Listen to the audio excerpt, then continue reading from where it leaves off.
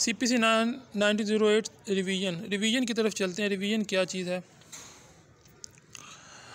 It is a rule of natural justice that where error of jurisdiction are committed, जहाँ पर jurisdiction में error हों they should be rectified as the earliest opportunity.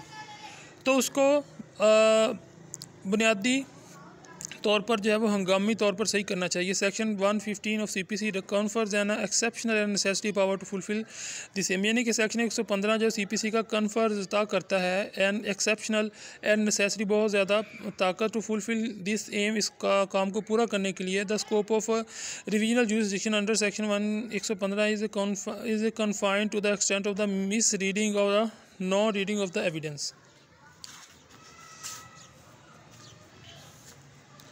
तो इसकी misreading और non reading क्या है?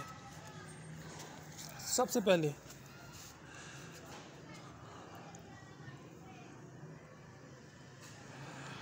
Relevant provision following the relevant section 115, तो यानी कि ये बात है कि जब मिस्टेक और एरर आ जाए तो फिर ये होता है revision. Mood off instituting revision proceeding, यानी कि किन मूड्स के अंदर हो सकता है? By application of the aggrieved person, जब एग्रीव्ड पर्सन अपनी एप्लीकेशन देगा फिर ही हो सकता है। सो मोटो बाय द कोर्ट, यानी कि कोर्ट खुद अगर नज़रसानी करे इस केस के ऊपर तो फिर भी ये हो सकता है।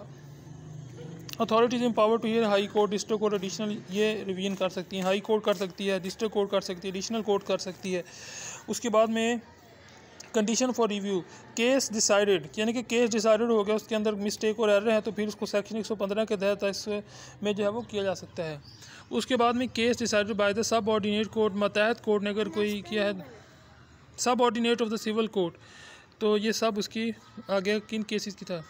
इन विच नो अपील लाइज, यानी कि अब जहाँ पर अपील का क्लेम नहीं कर सकते वहाँ पर भी तो कर सकते। Ground for revision, exercise the jurisdiction not vested in it, failure to exercise the jurisdiction so vested, exercise to jurisdiction illegally, जहाँ पर इलीगली जुरिसडिक्शन हो रही हो, जहाँ पर यानी कि उसका कोई फ़ायदा ना हो रहा हो जुरिसडिक्शन का, वहाँ पर जहाँ पर exercise of jurisdiction so vested हो, ठीक है ना, इलीगल एजम्पशंस ऑफ जुरिसडिक्शन आ गई। तो इलीगली और रेगुलर एक्सरसाइज ऑफ जुरिसडिक्शन, ये भी बहुत इंपॉर्टेंट आ गया इसका। No revision lies against an order of district court passed in revision, order passed in revision stiction,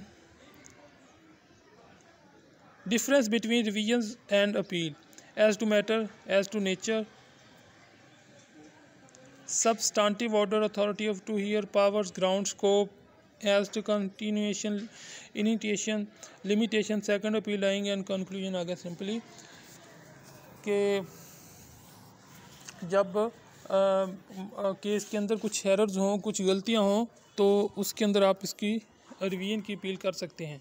तो ये सब उसके ग्राउंड्स आ गए, किन ग्राउंड्स के अंदर आप कर सकते हैं उनको ज़रूर पढ़ लें। Thanks for watching.